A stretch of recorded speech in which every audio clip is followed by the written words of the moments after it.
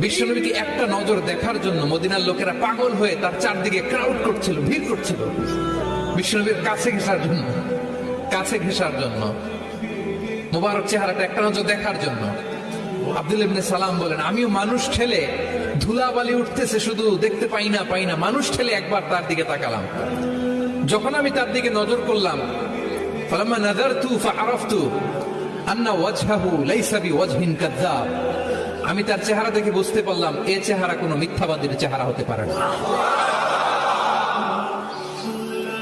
আল্লাহ, না জানি কত নুরানি ছিল বিশ্বনবীর চেহারা। বিশ্বনবীর কথা তো অনেক পরে, অনেকে চেহারা দেখেই শাহাদা পড়ে মুসলমান হয়েছে। একটা নূরের জ্যোতি বিশ্বনবীর চেহারা মোবারক থেকে সবসময় স্পার্ক করত।